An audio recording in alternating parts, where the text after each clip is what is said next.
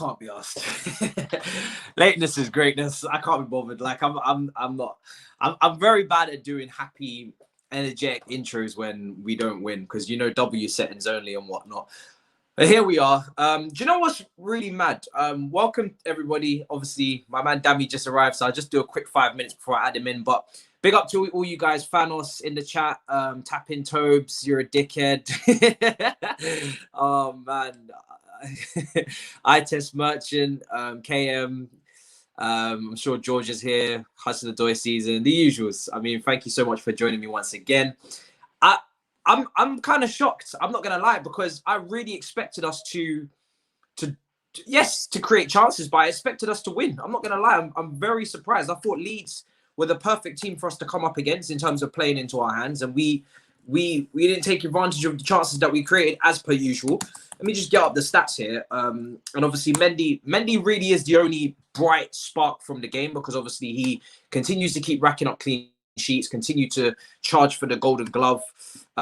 This is what I'm talking about with Leeds. We had 15 shots on goal. I said it in the preview. Even when they beat Southampton in the game that they won 3-0, they still conceded about 14 shots. So no matter what, Leeds, every time you play Leeds, they're always going to concede chances. We had 8 shots on target. So in terms of statistically, 62% possession. This is what I expected. And I thought this would be good. I thought this would be good enough to have this amount of chances, to have this amount of shots. I thought we would at least get 1 goal. And I said in the preview, I felt like we could keep a clean sheet. Our defense has been rock solid. Leeds have been missing a lot of chances as well, which happened in this match. Yes, they create chances, but their conversion rate is not great. And I knew they would sacrifice and give us chances as well because even, Chelsea have been quite structured and organised every game really that we've seen under Tuchel. And Leeds, they just were like, we don't do that round here, okay? We play a different way. Regardless of how you think you're going to play football, over here we play chaotic,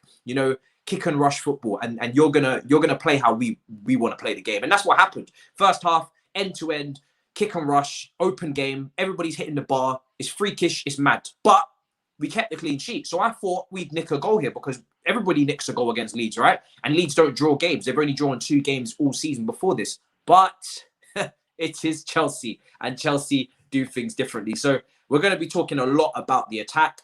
We're going to be talking about a few individuals who were off, just not great today at all. And as it says in the title, I mean, Erling Haaland, bro, like, it's as simple as that. And I'm kind of surprised because obviously I wanted Kai Havertz to play up front, but he couldn't bag today either. It's nuts. It's nuts. What's with the lateness? I'm always late. maybe you're a new subscriber. I'm always late. Gus the Red Devil says, you are always running your mouth on the Big Six. 3-0 you were saying. Yeah, because... you have to make predictions. I don't do 0-0s. Do you know what I'm saying? I thought we was going to win 3-0. We didn't win 3-0. I play a character. Do you know what I'm saying? That is my role. Okay? I have to be like that. That's how when I go into that show, I think to myself, yeah, why would I not be, we got to make it interesting. That's the character I felt like I want to play. To antagonize people every now and then, be confident about your team, back your team to the hills. That's what I do. I do that always. And really, this is a Chelsea team that I should have had no reason thinking. I had no reason going into this game to think why we wouldn't win. This is a Leeds team that just lost to West Ham last week. No reason at all to think why we wouldn't go and win this game. But I'm going to add Dami into it now.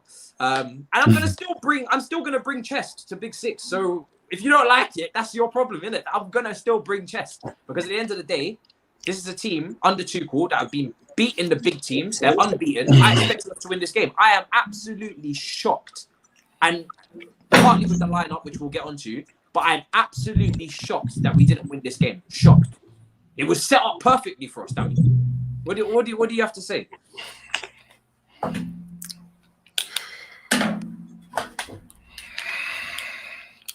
Is his Wi-Fi going to be good?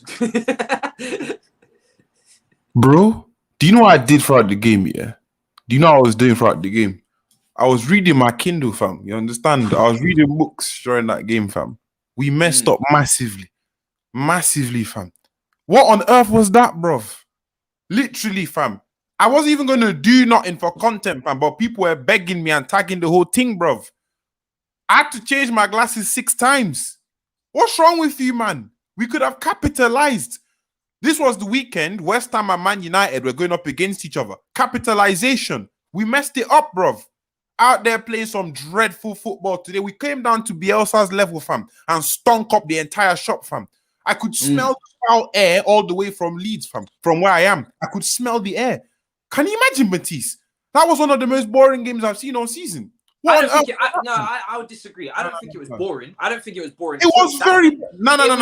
It was for a 0-0, it was quite entertaining because there was a lot of chances created. People were hitting the post. First half was end to end. So I wouldn't call it a boring 0-0. But what I would say is I am absolutely... I mean... Unsatisfactory. Of course, every time we don't win, it's unsatisfactory. We're not this feels like an elf fans who go to Arsenal and say, "Oh, if we don't win, it's not that much of a big deal." I hear you when you say that it wasn't boring in the first half or something, but bro, did you watch that second half? What was that in the second half? I shouldn't really be shocked that we didn't score because we're not good up front. But I thought, if there's any team we're going to get goals against, it's going to be Leeds, fam. It's Leeds, bro. They concede so many. They play so open. They concede so many chances. How does a team not get one goal against that? How? It's not. It's madness to me. Just going through some super chats. Someone said Chilwell is a Love Island cast member scrub. We'll get onto Chilwell in a minute. If I see Chilwell one more time, I'll lose it. We'll get onto Chilwell in a minute. Don't speak about Chilwell. iTest Matches says, told you Matisse yesterday, lunchtime kickoffs are bad. I don't think it has anything to do with the time. I'm not taking time kickoff excuses. We had a whole week to prepare for this game. How many times do I have to block fake rants, man? Piss off.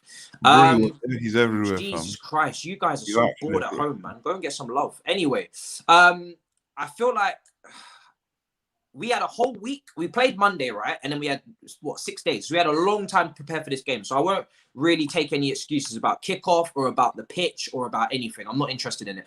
I rarely do excuses as to why we can't win. So I'm not going to be taking any excuses. We should have won that game. I'm so shocked and disappointed that we didn't win that game. I don't know if Saeed is in the chat, but I think Saeed predicted a 0-0. This guy's juju, fam. It's got to stop. Always predicts draws and nil. Stop it, fam. Please. I'm begging you, fam. Stop this. Stop the malarkey, bro. It's actually pissing me off. Saeed, stop it, fam. Stop it, fam. I will come for you. You understand? Don't do that again, bruv. United are going to lose 3-0 to West Ham. I'm shocked. I think, first thing, let's talk about Chilwell, innit? Because Chilwell was poor. Again. And I say again because a couple of weeks ago, not even a couple of weeks ago, last week, he played a cluster of games together, looked a lot better, and then Alonso came into the team against Everton, I believe. And it was a little bit like, it's a disappointment because I felt like, okay, Chilwell's built up a couple of games in a row now. But obviously, Tuchel likes to rotate. We know this. And then he comes back into the team today after having a couple of good games previously. And he's awful. And he's poor. And my issue with it is that he's showing to be very inconsistent. People keep harping on about the start of the season. He was very good. He had a good couple of games. He got a goal. But then he went off the boil towards the end of Lampard's stint. He was horrendous. He should have been dropped, but Lampard was never going to really take him out of the team because he was his boy. He was his only signing. That everybody was like, 0-0 collectors. I deserve that. I'm pretty sure I said to Saeed 0-0 collectors, so I'll take that. I'm pretty towards the end of Lampard's stint. Chilwell was awful. He was awful. So, love Lamp, but should be held for crimes for signing Chile. We can't lose Rudiger this summer. Keep proving us wrong each game he played. New contract, well deserved. He was great today. We'll get on to him as well. I don't know about new contract just yet. But in terms of Chilwell, he's been so inconsistent, right? Even under Lampard, he was inconsistent. He played well at the start. Then towards the end, he was awful. And then in terms of... But just because... I'm getting so many super chats in now. Matt, I don't want to hear no Alonso slander. Just because Chilwell isn't good enough at the moment, it doesn't mean that I'm going to say that Alonso is good enough long term. Please block Rants and Bants, the fake account. I'm not gonna lie. I will find your IP address and I will block it when I find the opportunity to. I'm gonna find out how to do this now because it's just the most annoying bot I've ever seen. Just say you're going to call Dami after the live stream. Guy, Why are you trying to act like you're going to do something funky, bro? I don't know who you are, but you need to find love in your life. I've never seen someone so relentlessly making new accounts of someone else, not even of yourself, of someone else, to just keep spamming. You need to find love. Seriously, I don't know what's going on for you, bro. I know it's lockdown and whatnot, but get it together. When it comes down to Chilwell, I just feel like as if he's been so inconsistent under Lampard anyway. And by the way, this is a player that everybody said instant impact, not really gonna need any time to adjust. We're buying him because he's been in the Premier League proven, £50 million. And I keep saying I give everybody one season. He's young and I expect him to improve. But this is not good enough from him. Not good enough. We didn't purchase him to be having discussions about is he going to the England squad or is it going to be Luke Shaw? Is he good enough or is Marcus Alonso going to start? You don't spend £50 million. I don't even care if you're young. If you're Premier League proven, like everybody keeps saying, you don't spend £50 million to be having these conversations in March, mid-March. Nobody who wanted Chilwell, because I wasn't one of them, nobody who wanted Chilwell can tell me that in mid-March, they expected to be having discussions about, oh, is he better than Alonso? Or is he going to start? Or is he going to England? Or he was one of them guys, everybody was like, instant impact. That's what you're signing him for. You're not signing a Regulon, or you're not signing a Tellers, or you're not signing this, that, and the third because the adaptation, because they're new to the league. You're signing Chilwell because he's used to the league, he knows the boys, chemistry, FIFA Ultimate Team, whatever you want to call it. I need to see it. Out of all the players that signed, he's the one that I'll be expecting the most from as quickly as possible because he knows this league. He's been playing this league from day dot. Do you know what I'm saying?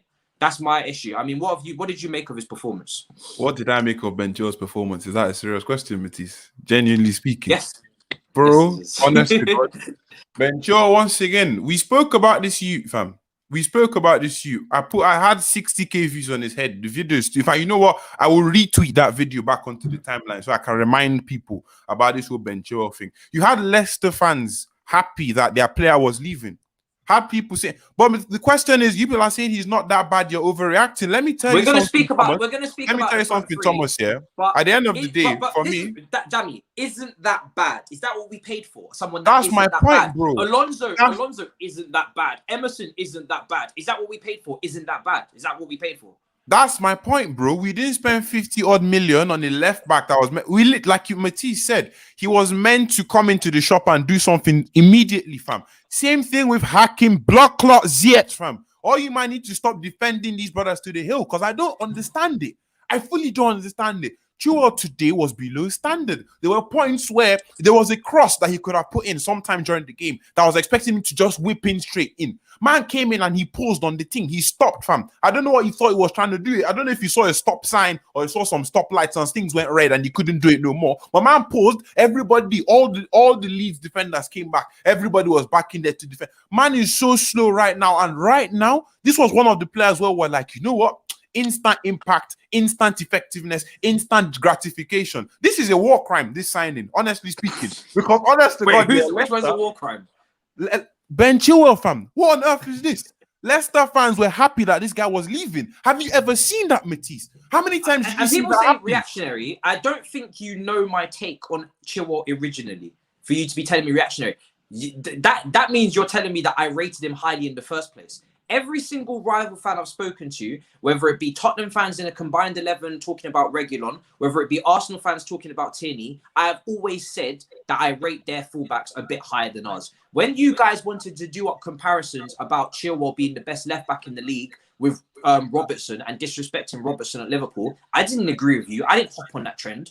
I said, I'll praise him in isolation. He started well, but he needs to be consistent and keep showing it. Because last season, he was poor for Leicester. And every Leicester fan will tell you that. I've spoken to Leicester fans. They said they didn't mind letting him go. Lord and behold, James Justin comes in and they're doing just fine, despite the injury, obviously. But how many times do Leicester sell someone for crazy money, overpriced, and then replace them 10 times cheaper with their scouting, and they don't seem to miss them. Apart from Mahrez and Kante, who have they sold for and who have they sold for big money, and you've been like, oh damn, that was a terrible let go. Maguire, replaced him cheaper and haven't missed him. Drinkwater, Chilwell. I'm not saying that Chilwell is a terrible player, and I'm saying I expect him to improve. But what I am saying is that when you man are doing up instant impact FC, I'm expecting him instant impact. That's what I'm expecting, because that's what I was promised, right? That's what I was told.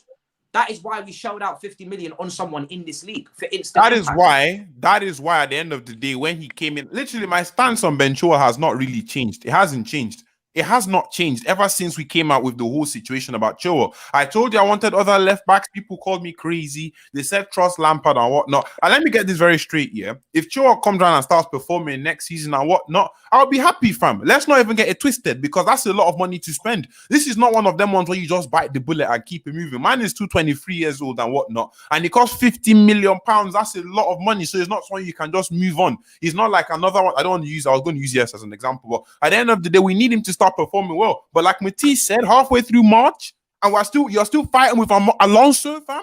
You're still fighting for the left back position with Marcos Alonso at your big age and your big fee. Bombo rascal, like, you must be joking, fam. I'd rather see Emerson on this pitch right now, because true say, the way these brothers are playing right now is absolutely mad. It's actually mad. But the amount of money we spend, fam. It's like I said, honestly, I don't know how Leicester have come on and done this, fam. They've done this to all the big teams in England. They've done it to United, now they've done it to Chelsea. Chilwell needs to step up, fam. I hate this confidence thing. Oh, yeah, he needs to be confident and pampered and whatnot. You man don't pamper other players. You man didn't give Christensen the chance. How many of you gave Christensen the chance? Now he's coming in and doing his own thing. Chilwell needs to perform, bro. This is a 50 million pound signing. Man is on the same cost as Fernando Torres, fam. You know how much 50 million is? That's one of our top 10 signings ever, fam. A man is out there flopping left, right, and center. Absolute bollocks, fam. We need to fix up. And people talking about wing back tax, I don't care, fam. I don't care. You shouldn't be that bad offensively, fam. There are some things you should be doing offensively, innit? And then finally, before we move on to other players, because nobody's saying Chilwell's the reason we drew, but like I said, that's the first player we're going to talk about who didn't play well. We're going to go obviously, we're going to go through everybody. So you don't need to spam in capital letters. It's not Chilwell's fault we didn't win. We know it's not Chilwell's fault. However, he was poor, and that's the first player we're talking about. And if you heard Tuchel on the touchline, he was saying, Chilwell, be more serious. That sums it up. The man wasn't serious today. So Tuchel agrees. Does Chilwell get consistent game time though? No, he doesn't. Why is that? Because he hasn't been good enough to get consistent game time. So there you go. I mean, I was surprised he came out of the Everton team, but apart from that, it is what it is. Before we move on to the attack, which is going to take up the majority of this stream, I feel like, because again, 0-0, not taking your chances against a Leeds team in my preview that I said would be pretty open, a Leeds team that were open, a Leeds team that we had about 15 shots. So yeah, the attack is what we're going to spend most of our time on, and Anita is going to join us for that period. But before we get onto that, I want to praise Mendy. I want to praise the whole defense and Rudiger in particular. But we'll start with Mendy, because I felt like Mendy, we've spoken so much about Donnarumma. We've spoken so much about spending on a goalkeeper. Let me be very, very, very clear. Goalkeeping, in terms of Mendy, is not our big issue right now. There's so many other areas of this team that we could invest in. I don't think Mendy is our biggest issue. And I think obviously Donnarumma is a free and all of that, but he still has that agent. You're still going to have to pay them agent fees, and he's still going to be on a lot of money. I think he's on ridiculous money at AC Milan. Although he's a great goalkeeper and whatnot, and listen, if Chelsea sign him, listen, fantastic, you just signed a great goalkeeper. I wouldn't put that as priority. And I think we need to, as a fan base as well, appreciate Mendy a lot more than we do. Made 2 outstanding saves today. Outstanding saves. That's all I can call them. The one that tipped it onto the crossbar, and the other one that he had to make on the ground as well towards the end of the game. Outstanding saves. Outstanding. And the concentration, people underestimate the concentration that he has to show, because he doesn't have many shots on target to face from Chelsea, because we've spoken about that in recent weeks. Chelsea don't give up many shots on target. So that just means that his concentration levels have to be even better. Even better.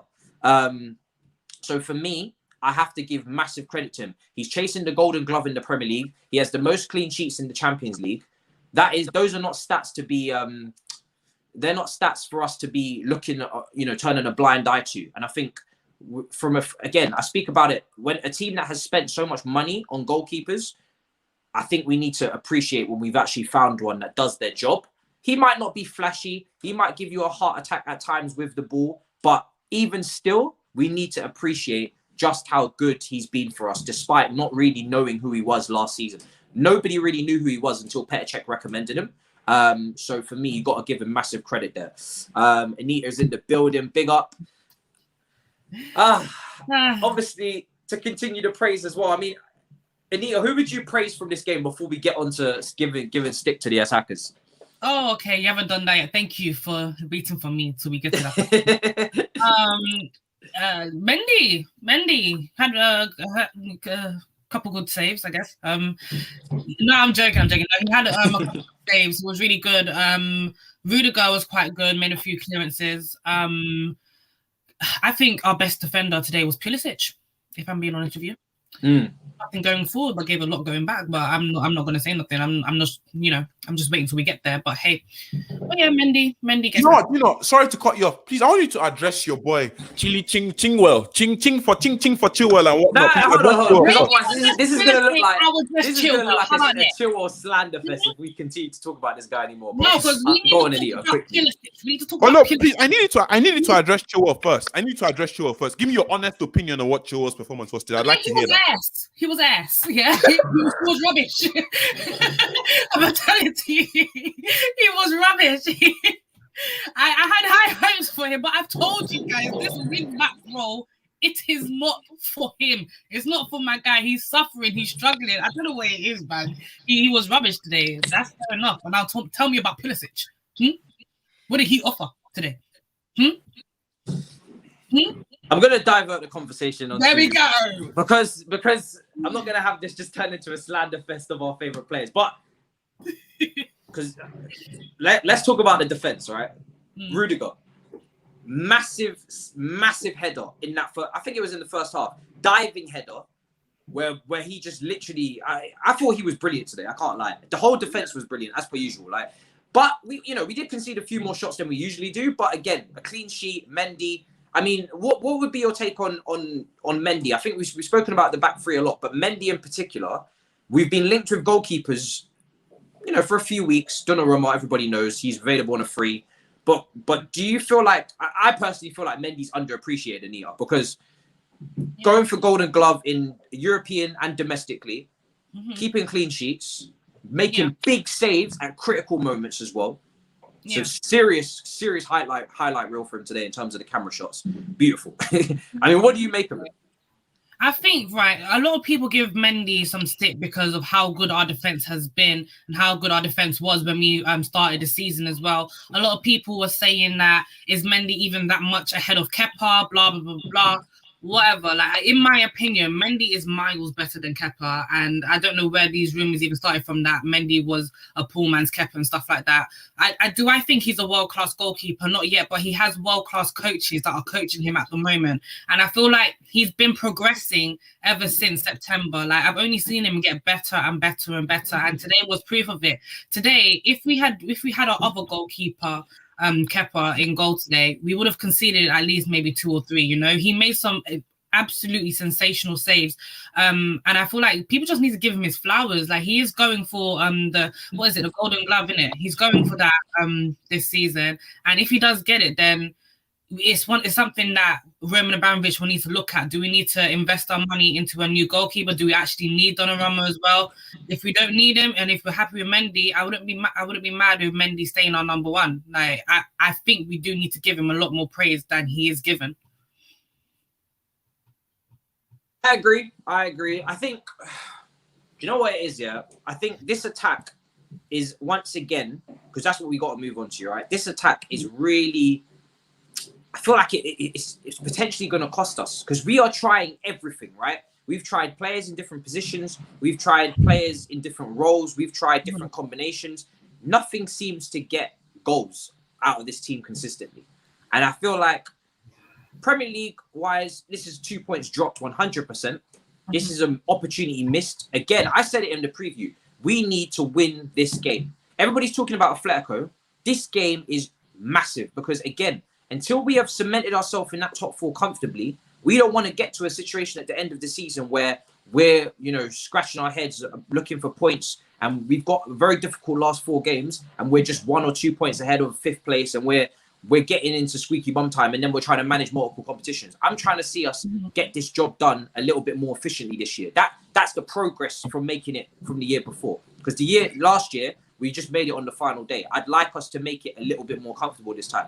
But until this attack gets themselves sorted, and for me, if you can't score against Leeds, I don't know who you can score against, because that's a joke. Do you know what I mean? Leeds are the most open team in the Premier League. The most open team. I mean, Dami, what players are you most disappointed with in that attack? Like, from that attack, what do you want to see going forward? What did you want to see Tuchel make any changes earlier? What are you taking from that attack?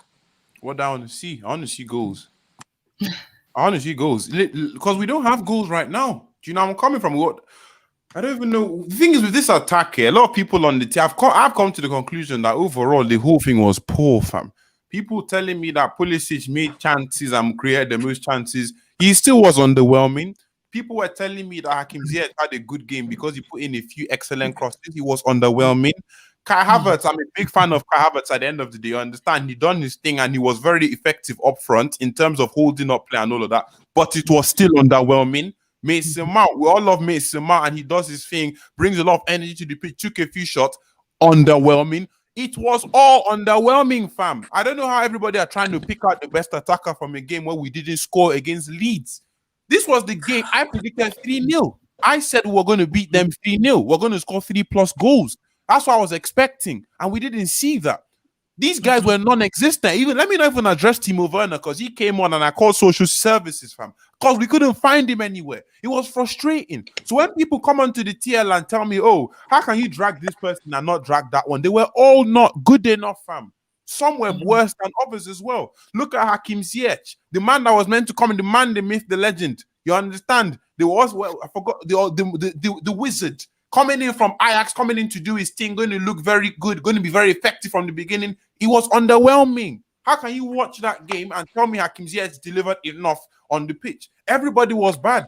Every single person was poor today. We couldn't score against Leeds United. They've lost 4 of their last 5 games. Then Chelsea went all the way to Leeds Stadium and did Oprah Winfrey FC, giving them 3 points. Does that make any sense? Nah, honestly, yeah. I don't know. I don't want to start going into each of them individually. Obviously, we're going to end up doing that, but I'll let Matisse start who to do. I'm letting you on that as well. But truly, at the end of the day, I can't give any single one of our attackers above a 5 over 10 today, because they were all bad. All of them were bad. I thought even Mason was quiet today. Just didn't see anything. That's what I said. That's what I just said. I didn't really see. I'm thinking back. I didn't really anything from Mason. None of our attackers were good enough today. They weren't prolific enough. And the thing is, right, this is what I touched upon a couple of weeks ago about squad depth. Yeah, yes, we have all these players, but today Tuchel had to rotate because obviously we're playing on Wednesday against Atletico Madrid. This is the rotation, and this is what we're likely to see in the league. And this is where I said I was a bit worried about us going so far in the Champions League that we'll have to make rotations like this and not produce enough quality going forward. And that's what's going to kick us in the bum when we go forward when we try and get to the top 4 position. Because at the end of the day, West Ham and Everton, they have 2 games ahead of us. And the thing is, right, I'm still not worried at this point.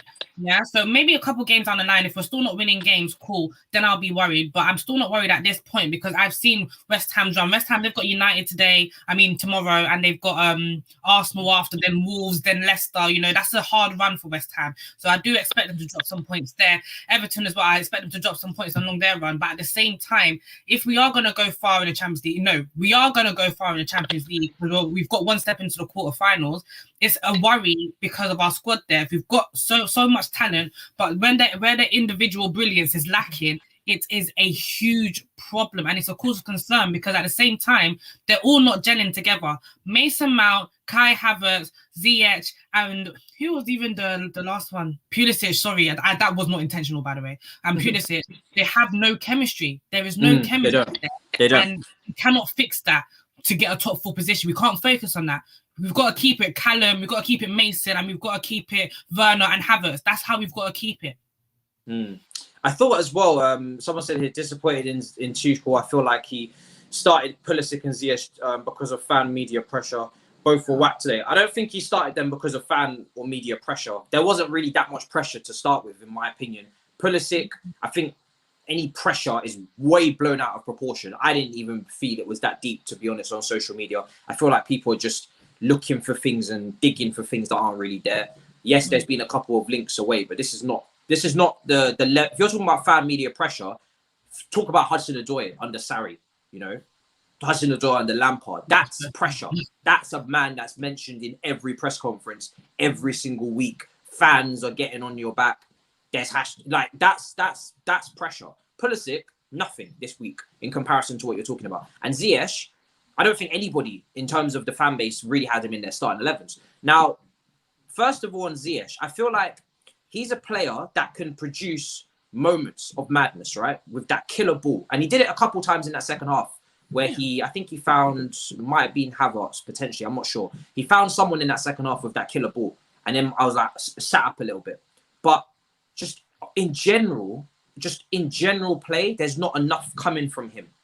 Yes, there's moments, like maybe 2 or 3 moments a game, but there's not enough coming from him in the whole game in general. And for me, again, just before you come in, Dami, this is another player that instant impact.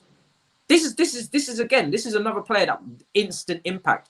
Everybody at the start of the season, when they spoke about the new signings, the new attacking signings, they said Havertz is going to take the longest to adjust. They said Werner, not too sure, depending on how he's used. And they said Hakim Ziyech, instant impact. Champions League level player, 27 years old, in his prime, can bring something to the team that we don't have. Instant impact. Dami, what do you want to say? I saw a comment from NLE. He says, do you all in the comments support Chelsea or individuals? That's a fantastic comment, my friend. Let me just say that right now. I spoke about Hakim Ziyech at the start at half time. And I don't know if you guys have seen that popular video from Thierry Henry where he was talking about, I don't know what he's good at. I don't see any. Have you guys seen that video before? When I use that as well. And people are just like, oh, but what about XYZ person? What about XYZ person? You're comparing Hakim Ziyech, big 27/28 years old, to these older man. I've dragged all the other man as well. I dragged all of them. I dragged Mount. I dragged Havertz. I dragged Pulisic. I dragged every single one of them. But man, them came into the shop to tell me that Hakim Ziyech had a few moments of magic. What on earth are you talking about? Is that what your standards have lit now? That's where the thing is meant to be. All it takes is 3 good passes in the game and you let the thing. This man's pass average at the start of the game was below 70%. Are you joking? For Chelsea Football Club, how can your pass average for someone that's meant to be Mr. Magical Passer be less than that? Man was losing the ball as well, all over the shop. Underwhelming, fam. Do you know what? I slightly disagree with you there because as a creative midfielder, your passing accuracy is not going to be levels all the time because you're trying. Hakim Ziyech is in the team to play that risky pass, and they're not always going to come off. So 100%, I can understand why his pass completion is down. I don't want him in the team for his pass completion to be high. That tells me that he's moving the ball sideways or he's not daring enough passes. But I hear that. But when it comes to him, for me, I'm not seeing enough variety in his play. I'm not. For someone that if we're talking about a wizard who's got multiple spells and multiple tricks, I'm not seeing it. All I'm seeing is left foot, ping the ball diagonal. That is it. I'm not seeing you beat a man. I'm not seeing you. I'm not seeing enough. I'm not seeing enough variety on this platter. I'm really not. That's my issue. I'm not seeing enough variety. It's this one trick, and if this one trick doesn't work, what else are we gonna get? That's my point. Shooting from range. This was something that everybody gassed up on YouTube with these Valencia comps. Shooting from range. Where are the goals? Where are the goals from this guy? We talk about final third players. This fan base have said enough times about Mason Mount in the final third, not producing enough goals or assists. Cool. He scored against Liverpool, scored against Sheffield United. He needs to up his final third decision making. Today he was poor. I don't even know where he was today because I didn't really see anything of him. So I don't remember any moments from him, to be honest. But where is Hakim Ziyech's goals? Where are the goals? That's what I'm saying, bro. Where are the goals? That's what I'm saying. That's why I'm so frustrated with him. You understand, Mr. Instant Impact. He's not done nothing that is worth my whole entire time. It's so, like you said, he's 27 years. This is meant to be his prime. Is this what your prime looks like? People are telling me he kept on trying to do things, but when you try stuff and there's no end product on a consistent basis, I don't think that's how things should work. We've only seen Hakim Ziyech properly in a handful of games. Yeah, he's been injured. I definitely see that. Yeah, he's been injured and been out for some part That plays a part in his performances. Yeah. Injury. I know. Pardon? Because when you look at it this way, at the start of the season, when he came back from the Brian injury, he was popping. Then he got injured again, and after that, that's when things went downwards. Can we not? Because people want to use that excuse for Pulisic. Why can't we use it for Hakim Ziyech?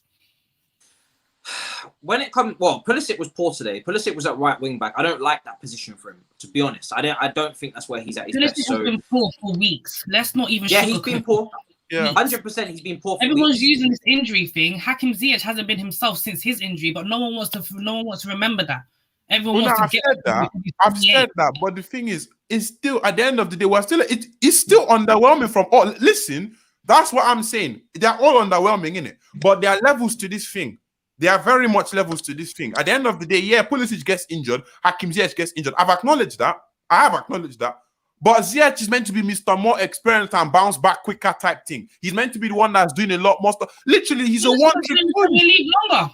Pulisic has been in the Premier League longer. Yeah, he's been in the Premier League, but how many games has he actually played? See, I'm not thing is, I'm not even trying to say, oh, one person played worse than the other. That's not what I'm here to do. I'm not here to do that. It's not even about a person playing better than the other. I think they were both equally terrible today. It's not even about that. But it's a case of a lot of people love to, zoom into Ziyech and zoom into how bad his game was, etc., etc.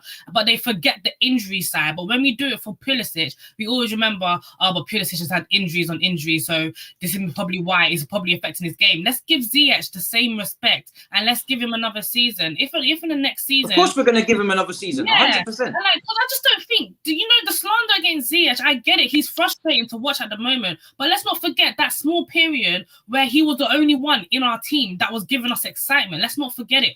We saw that. I think the games that you're alluding to was Burnley, Sheffield United, and Krasnodar, right? Yeah, those are the three games. We saw Pulisic also have his little moment of lockdown after where he had his little carry of the team moment. So both these players have shown us in small doses that they can carry the team. I feel like Pulisic's cluster of matches was larger, but obviously he's been in the league longer.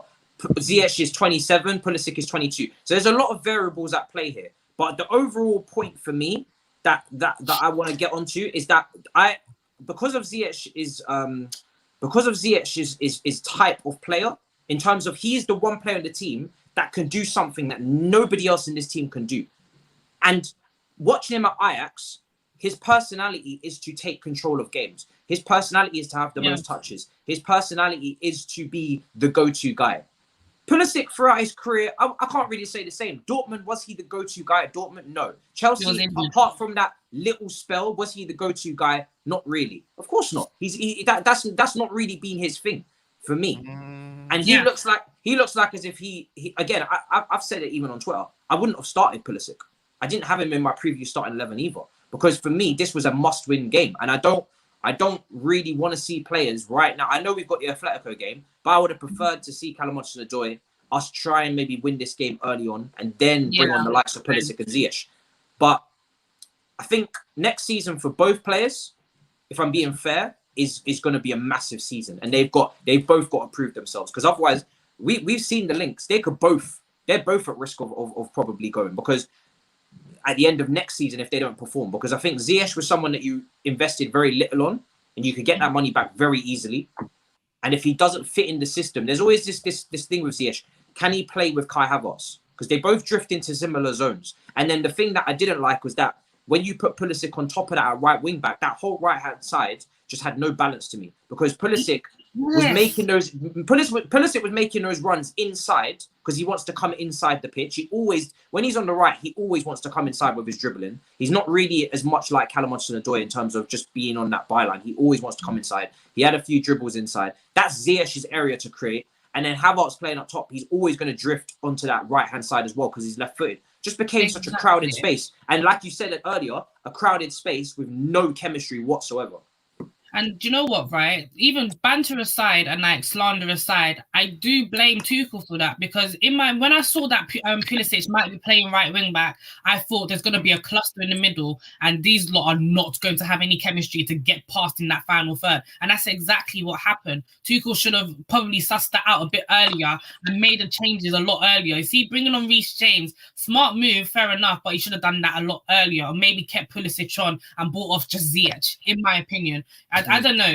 It's hard to debate over Ziyech and Pulisic, but we need to give them both the same respect and both the same time to come together. This is a rare occasion where I cannot, I will not, I won't, I can't. I literally, this is one situation where I will not give both of them the same amount of time. Hakim Ziyech and Christian Pulisic. See, Christian Pulisic has a massive injury record. We all know that. Man is 22, 23 years old. We spent 60 million pounds on him. A lot of money spent. We're expecting a lot more. But we knew man's injury record coming into the shop. You understand? There were different benefits and different things we're trying to get from that Pulisic signing. Hakim Ziyech, on the other hand, man came into the shop and was meant to be the one that flourished from the very beginning. You understand? Hakim Ziyech, okay, we cannot give Hakim Ziyech and Christian Pulisic the same amount of time to bounce back. I understand that he's been injured, and I've acknowledged it several times. Hakim Ziyech is 28 years old. There's not much more time left. And much lower league for the majority of his career. Which you're right, but it doesn't change the fact that he doesn't have that much more time. This is supposed to be his prime. How many 28-year-olds come from a slower league into the Premier League and flourish automatically? How many? Bruno Fernandes. Quite a lot. Quite a lot. Bruno Fernandes. By the way, yeah, I've already said that I was too harsh on Ziyech in calling him back in December last year when he scored against us and I wanted Sancho a one-dimensional Andros Townsend. But I think this fan base were too over the top in calling him the Wizard of London, calling him better than Bruno Fernandes before you've even seen him play, calling him the next Mahrez just because they're from similar parts of the world. This fan base needs to chill. They need to chill. You need to meet me in the middle because when we're talking about Hakim Ziyech, amongst all my madness and hyperbole, I did say he was a bit one-dimensional. You are seeing that. I did say that this is a different league and that it's going to take time for him to adapt because in Holland, you get far more time and space than you do in this league. We are seeing that. I did say that at Ajax, he was playing a system that was built around him where he got the most touches, but it was a very fluid, factory-like system where each pass had a purpose, each pass was funneled. And if you look at the way that Ajax team played in the Champions League run-up, that was unique in European football. No other European team plays like that. They play like that from the youth all the way up to Ajax. And he is part of that. He was probably the best player in that. But when you take these Ajax players out of their system like that, apart from Luis Suarez, you take Van der Beek out, you've taken De Jong out, you've taken Ziyech out. Look, it's the same thing. And these guys are going to take their time. So when everybody was telling me, oh, Wizard of London, instant impact, can't do no wrong, not going to frustrate. I said he's going to have moments of brilliance, but he's also going to frustrate you. This is a player that can give the ball away 30 or 40 times a game. There needs to be more balance on this player. That's my problem, is that everybody's talking about this player like the next Mahrez. He's nothing like Mahrez. He's nothing like Bruno Fernandes. You're talking about Van der Beek. You're talking about Van der Beek. How old are these people? No, but the comparisons were stupid because this guy is nothing like some of the players that we've compared him to. And I feel like the people have put their expectations and standards up here with him instantly. So then I've looked at you and been like, all right, cool. Then let's see. Then I expect that. And we haven't got that. That's the issue. I think that's what Dami's alluding to. That is the issue. Is we expected him from what everybody else was saying to make that instant impact this season. Because that's what everybody said. And the thing is, I heard Ajax comparisons as well, but even when you compare them age-wise as well, you're not clear of age in terms of all of the Van der Beek and them. No. My thing is, do you know what I'm going to do with before people think I'm running an agenda on Ziyech? Let's not forget I danced to Thiago Silva when he performed against Sheffield United. Listen, I like Hakim Ziyech and I like the stuff he does. But when you've got someone that has one trick in his block clock bag and he can't produce it on a semi-consistent basis, I don't think that's good enough. I do not think that is good enough. You need to do that on a semi-consistent basis. Honestly speaking, injury or not, he's 28 years old. There's not much more time left. That's me. Honestly, that's me. I think we might have to agree to disagree on this one. Honestly, we have to agree to disagree on that one because for me, he needs to do way more. He's 28 years old, Anita. How much more time does he have? He's going to be 29 next year. We can't keep waiting for him. Somebody who has come into the Premier League at the age of 28, in their prime, and has flourished with their one trick. Diego Costa is one of them. Cesc Fabregas came back. I know he was in Premier League before he came back and did that. Quite a few players. Diego Costa played for Chelsea. Different position. He came at 25 and he was a striker. Bruno Fernandes came at 25. It's easier to develop yourself when you're going into your prime, into the Premier League, than to come into the Premier League in your exact prime. When people are in their prime, you see them going to Barcelona, you see them going to flipping Real Madrid. But this is the thing. This is the thing. He was in the Eredivisie at 27. Clubs knew about him, but there's again with Timo Werner. Bayern knew about him. Certain clubs don't go for these players because they can see there's something there. You don't quite have that I'm looking for. Do you know what I'm saying? So when we sign these players and we think, they're absolutely perfect, and when people bring up their deficiencies and nobody wants to hear it, like this player that we've signed isn't perfect. I know they're a shiny new toy, but yes, Ziyech does give the ball away and he can frustrate you. Yes, Timo Werner doesn't have the best first touch. You're seen as a hater. No one can take constructive criticism in this fan base over new players because it's always about, that's a shiny new toy. I have to love him unconditionally, and no matter what, he can't do any wrong. Because that's how we are. We just want to back them to the hills. And yes, we do our promotion on our propaganda videos. But if people on the TL are telling you, this is a new signing, cool, but there's something about his game that we're going to see that is lacking, that he needs to improve on, doesn't make them a hater. And there's a reason why Bayern Munich didn't take him. There's a reason why certain other clubs saw Ziyech and was like, not sure. He was available for 33 million. Do you know what I'm saying? It's not like, we're not, and again, we put the world-class shouts out a lot. Everybody was saying this is world-class. Not world-class. I'm sorry. It's not world-class. We need to be a little bit more damning with how we use that term. Because when you say someone's world-class, I expect world-class performances on a consistent basis. We don't get that. So I think because we put our expectations way too high and make stupid comparisons, we put ourselves in this position where, shit, what's this? I wasn't expecting that. Wasn't expecting this. I'm not saying that they won't come good. I won't say that they won't eventually be good signings. Like I said, I give every new signing next season. And when you guys are talking about who gets more time, Pulisic or Ziyech, I'm not really. I feel like they're on similar because I think Pulisic, because of his injury issues that he's had and the fact that he will probably still have them again and again and again. Let's be real. I'd be surprised now if he just doesn't pick up any more injuries. That is that's the main issue with him in terms of him being consistent at Chelsea. His injuries are going to hamper him because he's going to continuously keep picking up little niggles whenever he does hit form. We spoke about Ziyech being on form before and picking up an injury, how much it affected him. Ziyech is an injury prone. Pulisic is. So that's where the issue becomes. I keep saying being available is your biggest ability sometimes. Availability is an ability. And if you're not available and every time you keep getting these little injuries, you have to keep coming back and proving yourself or keep working yourself back to fitness, at some point, people are going to lose patience. So I don't really know who deserves or gets more time, but I feel like they're both on a similar time spectrum, even though they're at different ages, because they've both got issues that they need to figure out before the end of next season. Wait, when you say similar time spectrums, can you expand on what you mean by that? I think the end of next season, I need to see massive jumps up from both players. That's how I feel. Because I don't want Pulisic to become Martial.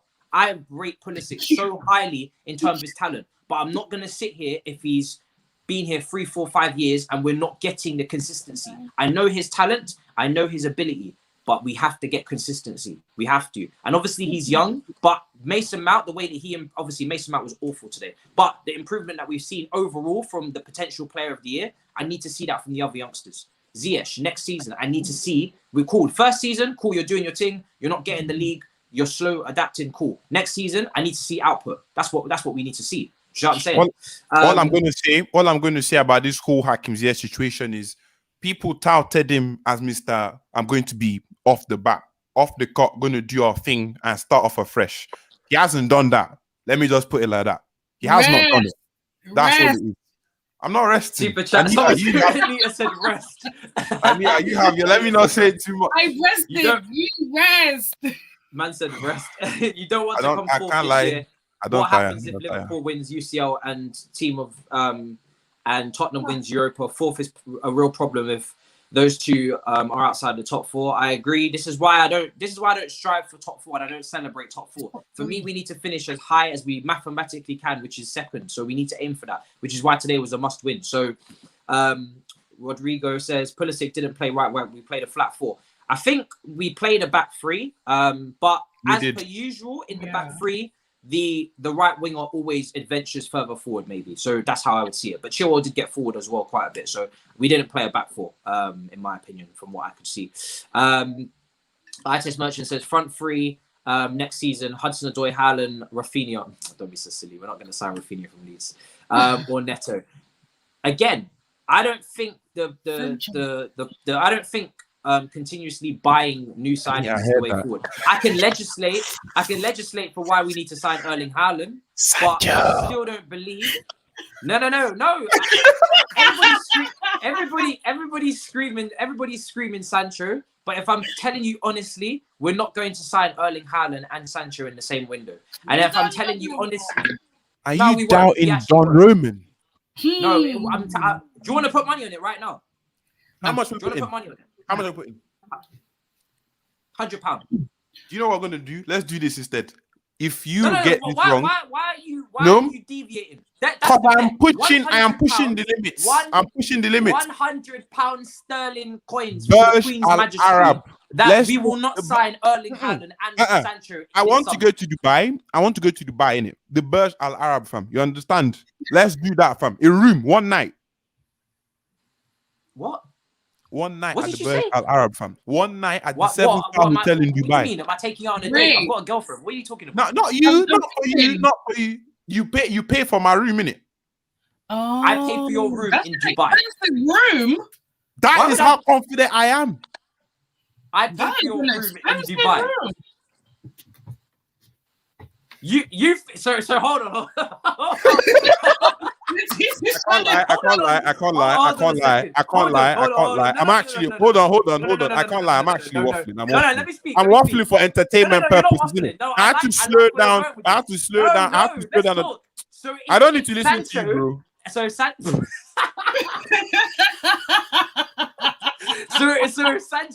and Haaland don't sign, I get a room in Dubai. Is that what I'm hearing? Because I'm not gonna lie, I don't even want to pay for flights, so I can include flights in this if you want to get serious. Is this guy for real? This brother said Sancho and Haaland in the same time. If you want to do that, flights included though. Because I'm not paying for your flights. I'm not paying for my flights. So flights it took you like $1,000. Flights included, Dubai stay, Sancho and Haaland will not sign in the same summer for Chelsea. May get one, will not get both. Are you doing the deal? No. Because I got ITKs on the rip. I got ITKs in my DMs on the rip right now, so I know it's not happening. 24 grand a night. You forget that I've got journalists on WhatsApp. You want to play this game with me today? Come on, let's shake on it now. Well, all I will say is I've got everybody in chat entertained. I have a neat and Matisse laughing. Okay. I've done my job. He doesn't want to do it. He doesn't want to do it. You're mad, Dami, for even saying that. You're mad. People keep saying I've got an agenda against Ziyech or whatever. I have just said, even though Dami's talking about potentially Sancho and whatnot, I wouldn't invest in a playmaker or winger this summer, personally, because I believe in giving all the new signings an extra season. I wouldn't sell Pulisic this summer because he had a good season last season. He's having a poor season this season. So I want to give him that third season. I think Ziyech needs the next season as well. Despite my criticisms and my doubts, he needs next season. Every single new player we have signed, even Kepa, I have said they deserve the second season. So there's no agenda. For me, I'm just speaking my truth, that I don't believe that this player is what you've gassed him up to be. But I want to see him next season. So the only attacker I really think we need to bring in is Erling Haaland to finish off the dinner that we cook. And I think all the playmakers that we have Kai, we have Ziyech, we have Pulisic, we have Hudson-Odoi.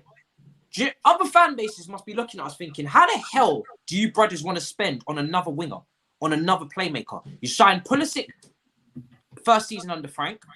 You signed Ziyech and Kai last summer, and you want another winger and another playmaker. I'm not one of them people that just think new signings just continue to fix everything. For me, I want to see the same attacking playmakers next season under a different striker, a world-class striker that will finish his chances. And then I'll be able to see who's taking the piss in the team, who's messing about. Because you've got a talented manager now who's experienced and knows how to play football. You've got a striker, hopefully next season in Erling Haaland, who finishes his chances. So then I'll be able to really see who's lacking and who's not doing their job. So for me, I don't change any of the attacking midfielders next season. That might be unpopular. Someone might want Sancho. They might want Neto. They might want Rafinha. You can keep listing your names. But for me, I am happy next season to go into it with Pulisic, Ziyech, Hudson-Odoi, Mason Mount, Kai Havertz. I think that is enough. I think that is a very talented group of players. And they might not have any chemistry. They might not be playing well. But I believe that I believe that they can do better. I really do. Anita, you're looking at me like that. Say what you gotta say. I'm just saying. Let me put my agenda hat back on.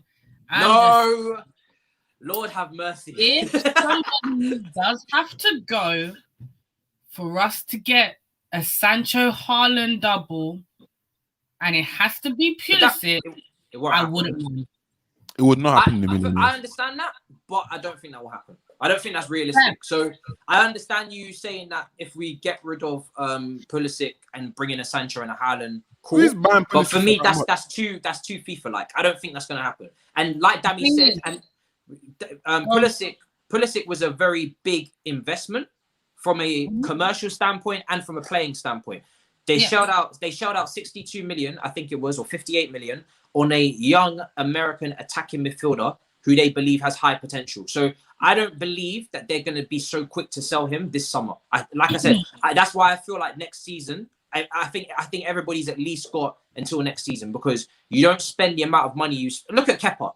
Even Marina on Kepa is still trying to dig her heels in and see if it can work out.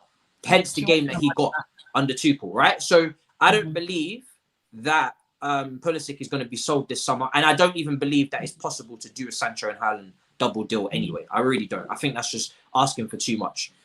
So yeah, that's how I feel on that. What did you say? I just said sigh, innit? Wow. Okay. So I have to ask you, all right? Because everybody says you have an agenda against Pulisic. Let's get into this deeply. Oh, do you? No. We're gonna. It's all right. We're gonna do it. Because every show we get the same thing, right? Same comments. Do you believe he is a lost cause? Okay, I don't believe he's a lost cause. I've just said from the second we brought him in, first off, we talk about expectations with Ziyech. I'm not comparing the two players, but we talk about expectations with Ziyech. Let's talk about the expectation that Pulisic had. Yep. Pulisic, when we bought him, was supposed to be this Hazard. No. You know what? It's me about the grand and I'm out. Let me finish. I'm not saying that any of you thought that, but like you said before, Matisse, Chelsea fans are mad. Yeah, a couple of mad Chelsea fans have said this guy's gonna come in and be Hazard's replacement. If I start digging up people's tweets, people will not like me. Yeah, that's why people thought that we bought this guy. And that's the expectation I had. I went to go watch back a couple of Dortmund's games where he's played. There wasn't that many. I saw his stats. I'm thinking, what is the actual hype over this guy, innit? So when he comes in, I'll be able to depict what he's good at, all of that stuff. I thought he's very talented, 100%. But it's an injury thing. I don't like injury-prone players. Fair. That's fair. Availability is an ability. I've always said that. Thank you. And it's one of them ones where Pulisic can be as talented as you like, as you want. But for me, if you are not available, what is the point? When I researched him, and at that time he had about 18 to 19 injuries already, I'm thinking, how old is this guy? This guy was, 20? 19 or 20? And I'm thinking, fam, how are we buying an injury-prone player for 60 mil? It doesn't make any sense. Of course, that's when I knew that it was probably a marketing move, which is fair. But when he came in, he had a couple good games. I'll give him that. I think the Burnley game, when he had a hat-trick or whatever. Yeah. I think he had a couple good games, but in other games, I just thought he wasn't great. He wasn't good enough. That was my opinion. When he first came in, he just wasn't good enough. He had a couple of games, and then when we had the lockdown situation, and obviously he was injured. He comes back from injury and he's pumping. I was one of the ones that said, "Oh shit, I might be eating my words here. Like, he's really good." But then again, it's the talent that I was seeing, and what ruined that? Injury.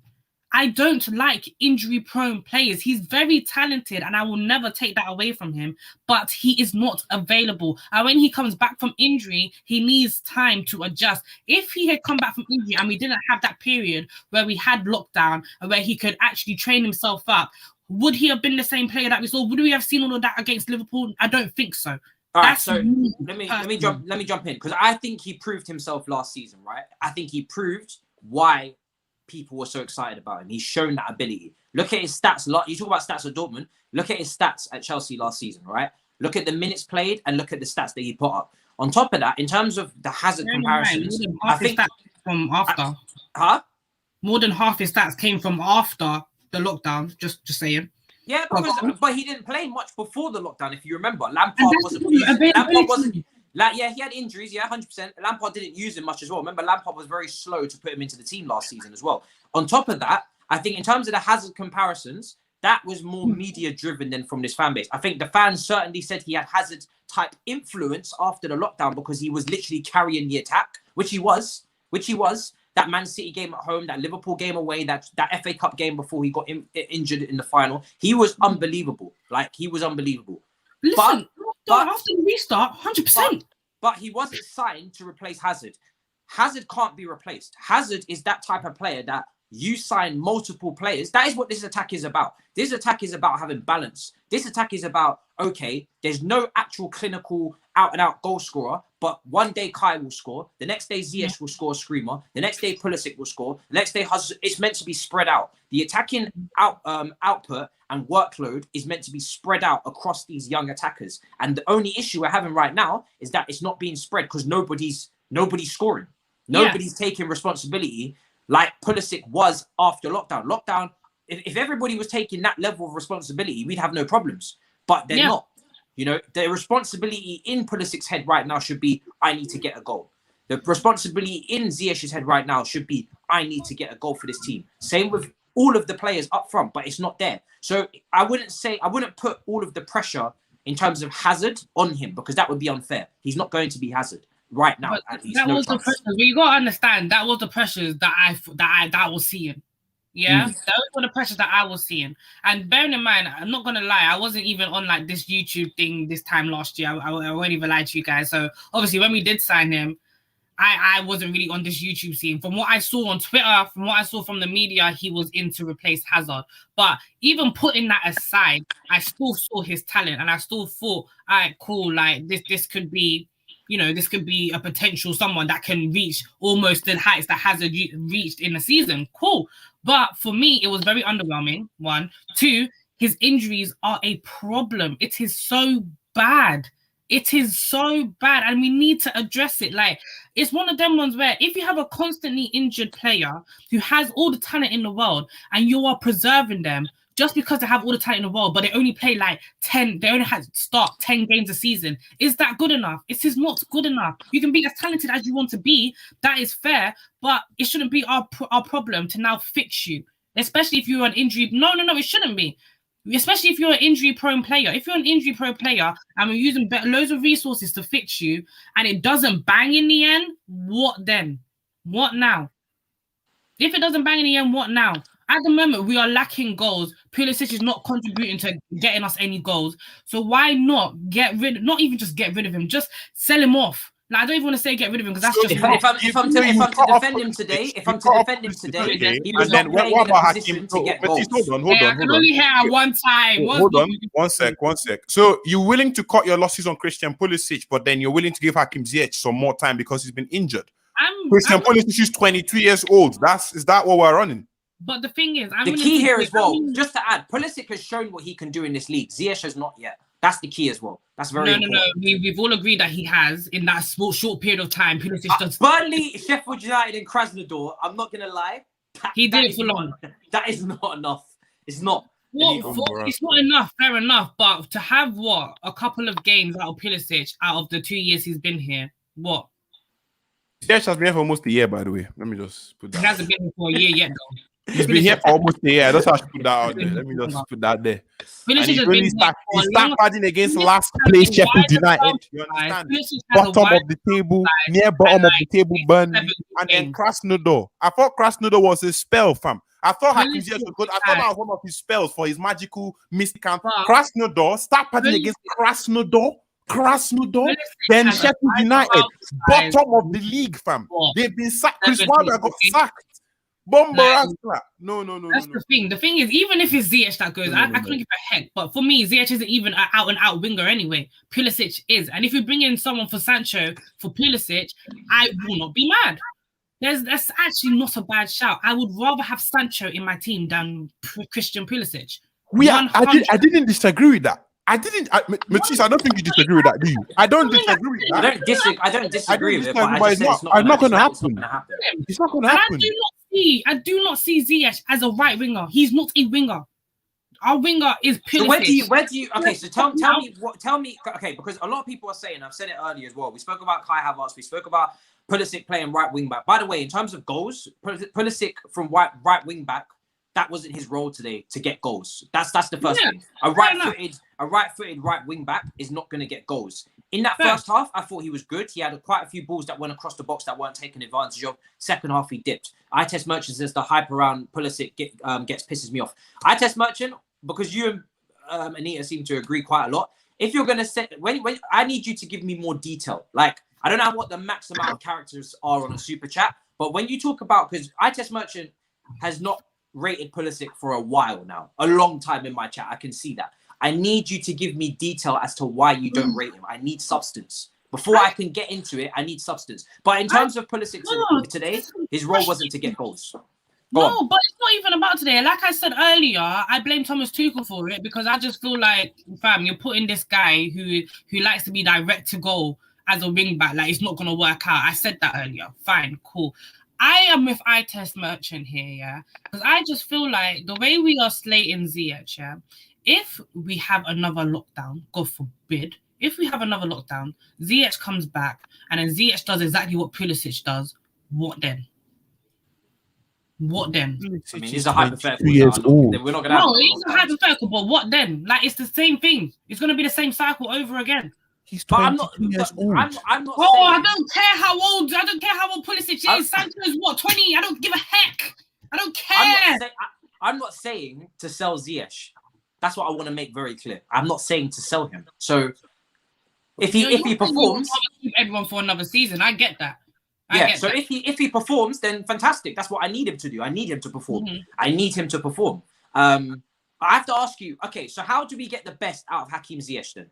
What because you said he's not a right winger. What position does he need to play, and how do we need to play to get the best out of Hakim Ziyech? Because we know how to get the best out of Pulisic, because we've already seen it. So really, Pulisic needs to get the best out of himself as well. On that left wing, scoring goals, we've seen it already. So for me, Pulisic needs to go back onto the left wing, not right wing back, and he needs to start performing. But how do we get the best out of Ziyech? Anita? I wish I knew. For me personally, when we saw him at Ajax, he just had more of a free-flowing role. And in my opinion, you probably can't get that here at Chelsea, especially because we've got the likes of Mount, who plays a free-flowing role. We have Havertz, who likes to play a free-flowing role as well. It's going to be difficult to integrate Ziyech into that free-flowing role, which is why, Lampard was starting him as a right wing anyway. You can't be putting Ziyech as a 10. I'm just not entirely convinced over it, but at the same time, he's an option as a 10 for me. He's an option as a 10 who can potentially play that wing role. Hakim Ziyech is not good enough for Chelsea Football Club, if that's what you're talking about. If that's what you think, that is fine. I'm not going to argue with it because he hasn't shown us anything to say that he deserves to be starting in this Chelsea's team or he deserves to be one of the greatest players that Chelsea's ever seen playing at 10 or Same with Ziyech. At Ajax, he played right wing, no? And Tadic played cam. So why now can he not play right wing? He had more of a free-flowing role. Let's keep it real. When we saw Ziyech playing, did he not have more of a free-flowing role? He could drift into the centre at any time he wanted. He was never really restricted. He could drop deep. He could go forward. He literally had a free-flowing role for years. let me give a bit And more. that's Let me what give a I bit Did more. he not have a free Can I run give today? Did he not have can a I free give run it- today? And Can he I was give ass. it? Yes, he was ass. I know. Can I he can was- I Okay. can I give a bit more context as well? Can I give a bit more context as well? I'm honest. I'm honest. Let me give a Fair. bit more Alright. context. Yeah, let me give a bit more context. People are talking about okay, free flowing role. Like what? Okay, so if you tell me you want to give Eden Hazard, you could limit him to the wing, okay, and you'd get something done. Now Hazard is echelons above Ziyech, echelons, years and skyscrapers ahead of him. But someone like Eden Hazard, if you give him a free flowing role and then you actually put him on as a left winger and isolate him, I can actually see what he brings each time you swap his position. Hakim Ziyech, his flow does not change. No, Dami, Hazard is not even fair to use. Hazard was doing shit Yeah, from that's right not fair, wing. Hazard was doing shit from right wing as a right footer. No. Remember that goal against Liverpool? Where I hear this is you. what we- No, on my remember that point. goal against Liverpool? Right wing, skipped far past a few players, nutmegged someone, came in, shot with his right foot. Hazard is just like it's just in a different category. At least bring up players that are in the same category, because Hazard is not even. We're not talking about Hazard in this, because Hazard is just something else. This is why when people say No, the Pulisic reason and why I Hazard, made that I can't Hazard have it, reference- because Hazard is just on another level. No, the reason why I made Hazard, because my point is you can clearly see that when you give him, my point with Hazard is when you put him, isolate him on one part of the pitch, he is more limited than when he's free roaming. That is my point. With Hakim Ziyech, his flow does not change. Him being free flow, what does that bring to his game? What extra is coming in? Man, all he does is get the ball and whip it in with his left foot, go on his knees and pray, fam, and hope that something happens. That is all he does. Let me ask That's you the all same he does. question So let me ask you the same question I asked Anita. Are you done with Hakim Ziyech this summer? If he doesn't improve his performances this season, would you replace him? Do not put me on the spot like that, Matisse. No, I will. Because no. Because you're big gotta be fair. YouTuber now. No. You're a big YouTuber now. You have to tell us what you actually think, because because the energy you're giving me, I feel like if he does not improve the performances this season, you would like to cut ties and bring in someone who is either younger, so you don't have to use the age thing. So he's younger, has more time, and isn't as one-dimensional, which we both said that he's quite one-dimensional, right? So are you cutting your losses at the end of this season? Because bearing in mind, we didn't spend a lot of money. You'll get the money back. So what are you doing? If it's you, for you, what are you doing? Basically, at the end of the... I'm recording you. Go on.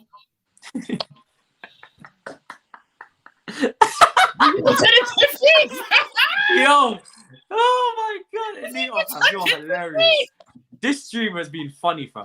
And then that's exactly what I'm thinking. Yeah, I'm coming from. That's what I was thinking, innit? So literally, did you man catch that? You're a fraud. You're a fraud.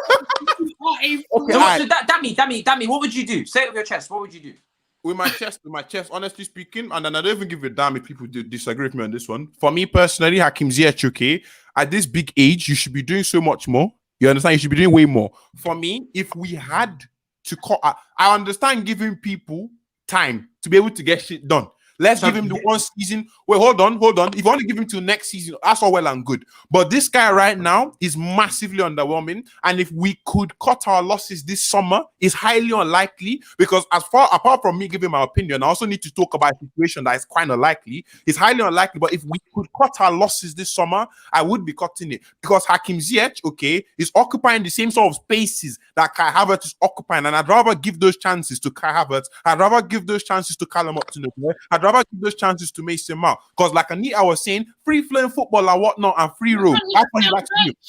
Why can't you just be on the bench and come on for us? Right? My point is that at the end of the day, what's the point? Because people are talking about this free roll is not limited. When you give him space, when you give him what is he doing extra? Maybe a few more extra. What's on the bench then? It's lacking. My point is, it's lacking because he doesn't give you an extra dynamic when you give him a free roam position. Kai Havertz, you can say he should play as a 10, okay? And then when you now say, okay, let me give you free roam, you give Havertz a free roam, you give Hazard a free roam, Hakim Ziyech, you give him a free roam and nothing changes. The flow is the same. The baby settings. The flow is consistent. Nothing changes. So for me, it's like, what's the point? Because that's a player that's limited. For someone that's meant to be doing massive things at the age of 28 years old in the Premier League in his prime, this is disappointing. Rascal. Let me just read out a couple of super chats, right? iTest Merchant says around amount of hype he gets, barely gets any assists, goals, never really delivers. Been here for 2 years, small window of good performances, bad injury record. Okay, fair enough. So You don't have to send in super chat. I just mentioned, but let me know if you would sell him then at the end of the season. You Keep launching reiterate balls to every Ziyech and behind. No. Joel says Roman does not wait for big money. Wait for big money season. What does that mean? Does not wait. Not too sure what you mean there, Joe, in terms of that. Maybe you're saying that he's going to be impatient and he's going to spend again this summer. I don't know. YB1 says Ziyech passes with intent, no intelligent movement. Okay, that's fair. That is fair. Test Merchant says Ziyech range of passing is amazing. No runners though. Okay. I mean, for me, I think it could be better. I think he can be wasteful at times. I don't think we've spoken about this with Jorginho, with Ziyech. It's not quite Fabregas levels, is it? Allow Ziyech, Ajax more intelligent players than us. I think their system is a little bit more, and that's why I want to see him next season, because I think Tuchel in pre-season will create a more of a system that is in terms of its attack. When he gets a pre-season, we might get that system that you want that is a little bit more closer to the levels of Ajax. It's not going to be similar in the way that we play, but it might be a little bit more in terms of chemistry and understanding. It might be levels ahead if they get a pre-season.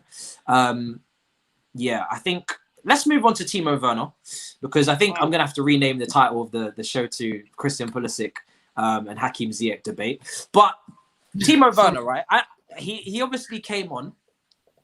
I'm not really going to take mad conclusions from what he did when he came on, but I think it would be unfair to speak about. Someone just said 1 goal in 19 games. Where's Timo? I think it would be unfair to speak about the attack and speak about Ziyech and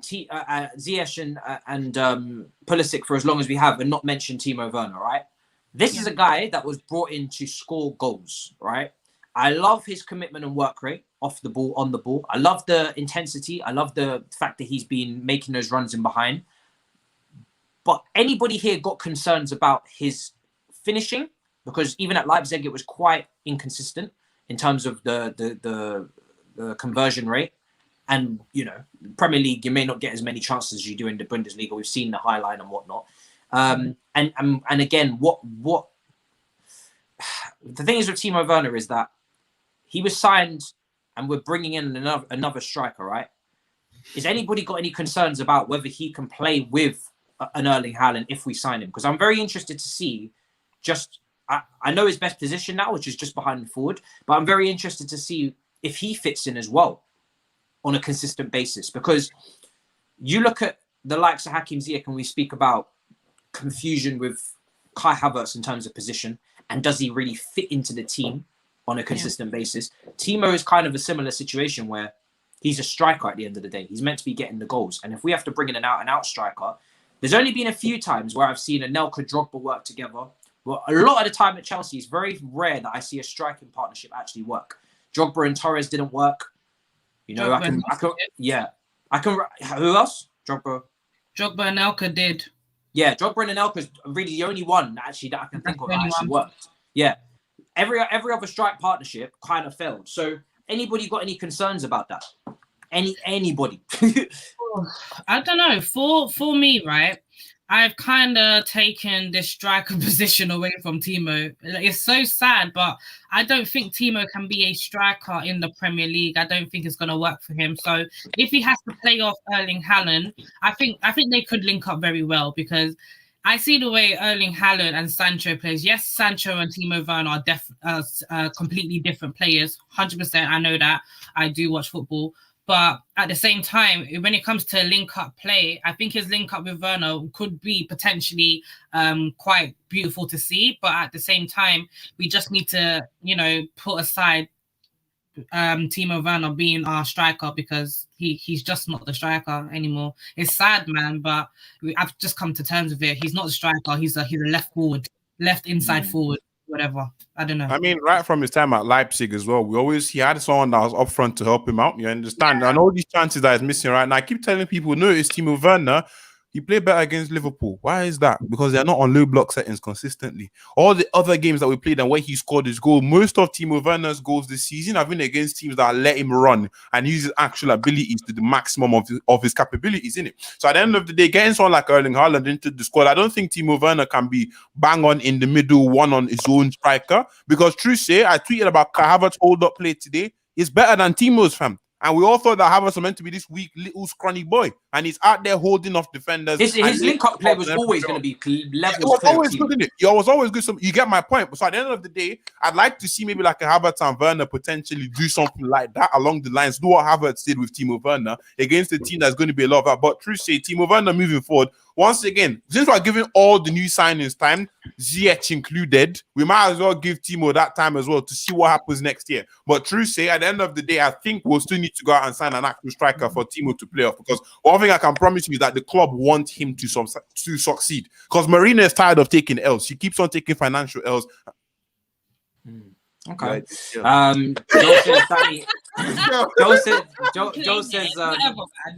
Joe says Dami's point on age is irrelevant because Roman does not waste time. At Chelsea, there is no time to develop. At Chelsea, age is irrelevant, fam. YB1 says Timo made a career from all the youth players and them lot. What happened to them? Those are you call them unique circumstances, yes? That's what I'm going to say. All the Callum, Mason Mount, all these people. What are we going to say? Callum has shown exactly what we need in a player at this moment in time. Pulisic hasn't shown you anything that's worth him staying at this football club. Pulisic has been here for 2 years and has had 6-7 good games. Hope that helps. Why? Please read out that super chat, please. Why? Anita's agenda is too strong. Listen here, let me just tell you here. Anita, don't go to Los Angeles or Manhattan or New York. If it's not, we'll find you. I'm telling you, they will actually send you. YB1 says Timo made a career from pace, no football IQ, dead. G Cassie says high work rate is a minimum for a player at Chelsea. Do we feel like Timo Werner gets away with not being, because we've spoken about everybody else and everybody else is being dragged, you know, Pulisic is being dragged by parts of the fan base, Ziyech is being dragged by part of the fan bases. Do we feel like Timo gets a lot less stick because of his attitude on the pitch and the way that he carries himself? Or do we think it's because he's a better player and he's got more chance of doing well than the other two? Actually, off because I remember at the start of the season he was just getting dragged because he wasn't clinical enough. But now we're seeing the fact that he wants to try. Like this guy, we've had the people like Morata, we've had people like Torres, we've had people like Higuain, where when things aren't going their way, head down and they start, you know, pulling their feet, you know. And it's a different type of gravy with Timo. He doesn't put his head down. He keeps going. You can see the desire, you can see the hunger, and that's what we like in football players anyway. As a Chelsea fan base, we like players that want to keep going despite the circumstance at the moment. But yeah, that's me with Werner. I don't know. Am I angry that he doesn't, you know, score goals? He's not clinical enough. I'm not as angry as my dad. So my dad doesn't really get it. Like, he does put in all the work, but my dad he just hates him, full stop. So it's a bit of...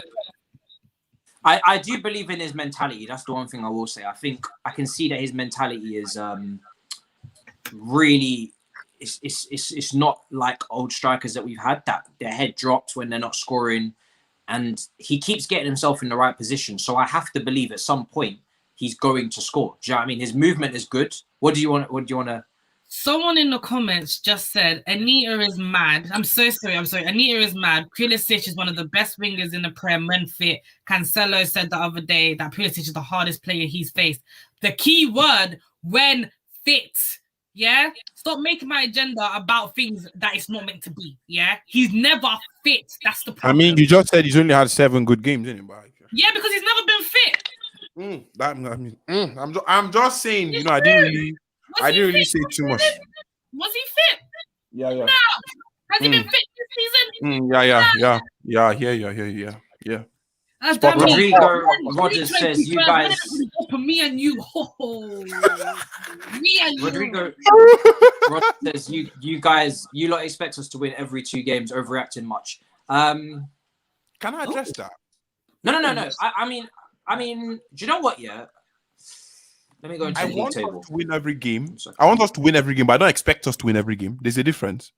Yeah. There's a difference. I want us to win every game, but I think if we come on here after a draw against Leeds, a team that lost to West Ham last weekend, a team that have lost 3 out of their last four fixtures, and even when they won 3-0, they still sacrificed 14 shots on goal. A team that play into our hands in terms of the fact that they're progressive and they're attacking, so we don't have to come up against a low block, and a team that are 12th in the league, and we're trying to finish top 4. Then I think we should be annoyed that we didn't win the game. I think if we come on here and we said, "Oh, we drew 0-0 and Mendy's still going for the Golden Glove and we kept another clean sheet, we move," and then we ended the stream, I think a lot of you would be like, "Are they okay in the head?" We are currently 4th place with 29 games played, 51 points. West Ham are 5th, 48 points, 27 games played. So they have 2 games in hand. They're 3 points behind. Everton are 6th, 2 games in hand, 5 points behind. Tottenham have had a resurgence in form, 3 wins out of 3, with Bale back on form now. Again, if they win both their games in hand, they're level on points. So I don't know if you understand what I mean by W settings only, but I'm being serious. I didn't say it for banter. We need to win these games. And if we don't win these games, I'm going to be annoyed because that means we're risking top 4. And I don't want to risk top 4 because I want Erling Haaland. So do you. And let me tell you now, if we don't get top 4, we won't be signing Erling Haaland. So there is always going to be, I guarantee you, if we don't win a game, unless it's away from home to Man City, and we are unlucky and we play well, but we can't beat them because they're the better team, I think every other team in this league, we can beat. That's why at the start of the season, my prediction was 2nd.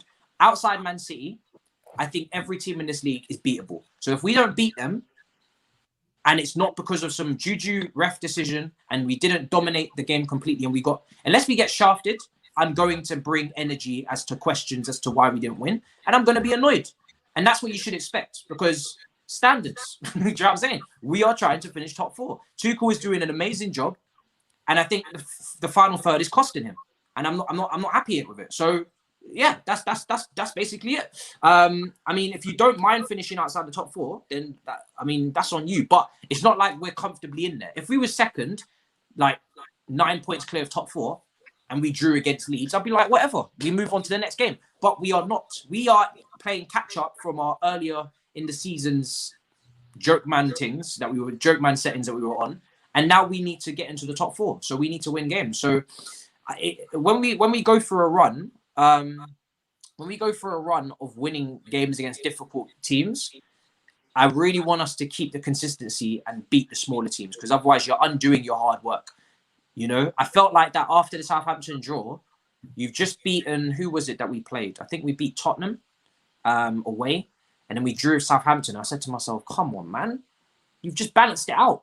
Like, winning the big games is fantastic, but let's make sure we continue to beat the teams we should beat. Because otherwise you're cancelling it out now. Do you know what I mean? Final thoughts to wrap it up. We've got Atletico Madrid on Wednesday. What are you guys feeling going into that game before we wrap up? Because the next time I see you is going to be after that game. We're either going to be in the quarterfinals of the Champions League or we're going to be out. Dami, thoughts? This guy's always got to make a meal out of it. Make a meal out of it. You know what you want me to say, bro? Like, literally, once again, before Atletico Madrid, we were confident? Not necessarily. I think we won the game before that as well. But now you've gone over to Leeds FC, fam. You understand? Gone over to Harvestfield FC against expected breaths per minute FC, and you couldn't beat them. You see where I'm coming from? Shambolic defending and whatnot. Now we're going up against Atletico Madrid in the Champions League, and I'm sat here thinking, you know what? Possibly. I wouldn't lie to you and sit down here and tell you I'm confident, but I will tell you we're going to get through to the next round. You're confident we'll get through? I said I wouldn't lie, sit down here and tell you that I'm confident we'll get through to the next round, but I'm telling you we will get to the next round. I'm confident. I mean, what about you, Anita? I'm actually confident, Yeah. It's hard to score against us. It's even though the problem is going forward for me, it's hard to score against us, and that's something we've got to use to our advantage when we go to when Atletico come here. Even if it's just a boring 0-0, the fact that they don't score against us, we've got that away goal advantage. So let's keep that advantage. If we can score again, kudos. But it's hard to score against us, so there's nothing to not be confident about until we get to the next stage. I think quarterfinals in our eyesight, 100%. Some of the people are saying we're going to get clotted, we're going to get destroyed. Maybe, I don't know if it's rival fans. I'm perfect.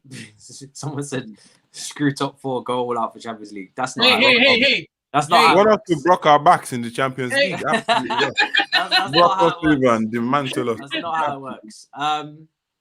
I'm confident. And the reason why I'm confident is because I think we've done most of the hard work after the 1-0 win away from home. I think we're in a position now where it's ours to lose, and we have that away goal. And that away goal was always crucial. I said if we go out there and we get a 0-0, we're shooting ourselves in the foot. But we didn't, we didn't. So I'm confident. I just think we need to keep, if we play how we were defensively and keep another clean sheet, we're through. So that's where I'm at. I hope that we don't set up to defend, which I don't think we will. I hope that we don't, I hope that we're not passive in our approach and we don't go on the counter too much. I don't want us to get hemmed in. I think we should go into this with the mentality that it's still 0-0. And go into it like that, and then we should get through. And I think we do need to score a goal, because you don't want to be 0-0 with this team and they could potentially nick it. And then when it goes to extra time and the team's got a goal, and now that you're at home and they're away, and if they get another goal, you are really screwed. That's not what we don't want to go down that path. So we need to get a goal in this game. That's how I see it. Get a goal in this game, and I think we'll be all right. Our test merchant says if we get a goal, it's all over.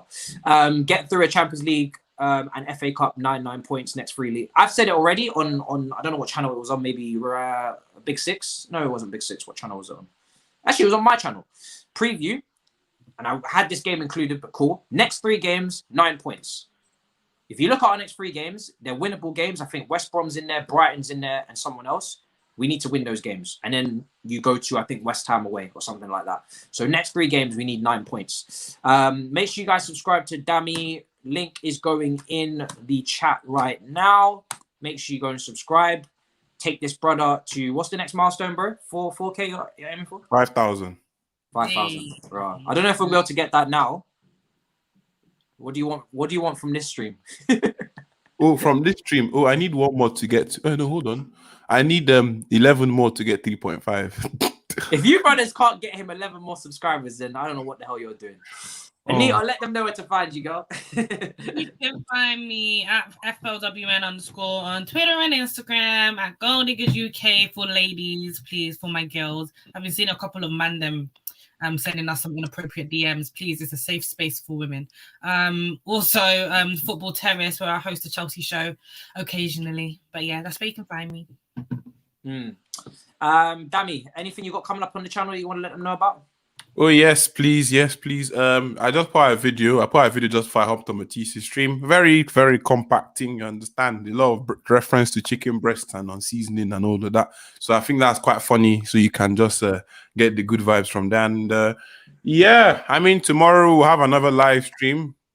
I think, because this game, I don't know if I want to review this game again, because this game was absolutely dreadful. But you catch Matisse now on my channel. If you don't know that Matisse now have a weekly show on my channel. There's no name for it yet, but we call it the Black Twins for now. You get me? That's all we call it like that. You understand? Just hop onto the channel and check it out 4 p.m. You could have called it Glasses Gang. You could have done anything. Anyway. Nah, I'm not calling it Black Twins, innit? We'll call it something. I'll give you a name very soon. But yeah, other than that, just check out the channel. So yeah. So anyway, like I said, I will see you guys. I don't know if I'm going to do a stream tomorrow. I think I've streamed every day on this channel for the last 3 weeks. I can't remember the last time I didn't stream, if I'm being honest. It's been like a month. It's almost been a month, I think. I've streamed every single day. So I think after a 0-0, I don't really want to waste the guests on this fixture. I feel like we've definitely covered everything in this stream. Everything. I don't think I have anything more to speak on tomorrow. I know the North London derby is tomorrow as well, exactly, which is going to be fun. And I think, so I think we'll not stream tomorrow. So we have a day off for anybody who's expecting an upload. Monday we'll be back, I think, with an Atletico Madrid preview, and then Tuesday Battle of the North, and then Wednesday game London Clubs Carnage, All You Can Eat Chelsea, and we're still waiting on Gab Marcotti. So those are the things that we'll line up for next week. We'll start Monday morning or Monday. And yeah, I think tomorrow we'll give ourselves a break from this game, because this was not a game to really talk about the day after. I don't feel, 0-0s and whatnot. Dami, what are you doing? I read the comment. Call it the Wyan bruise. I don't get that. I don't know. Anyway, brothers, from White Chicks. Oh yeah, from White Chicks. Dami's googling it right now. Marlon Wayans. Bumbo Rascal. Anyway, my wife and kids. Nah, but these men have facial hair. Matisse and I don't. What's going on? What? Nah, I can't believe this. This is anyway. Oh, I've seen them. I see them now. I see them. Honey, how old are you? Let's not do that on stream. Anyway. I will see you guys back on Monday. I might go on other people's channels tomorrow. Maybe I'll do a little tour and we'll talk about the game there. I won't do it here, though. I think I'll take a break for tomorrow. Enjoy my Sunday. I think it's Mother's Day as well. So, let's focus on the things that matter. And then Anita's just like, shit. She's handling it this year. Oh, damn, I forgot. So yeah, and then so we'll give it a rest for tomorrow. I'll go on probably Lewis, Lawrence, whoever's doing streams tomorrow, and then we'll be back on Monday. We'll start in a bit, people. Peace.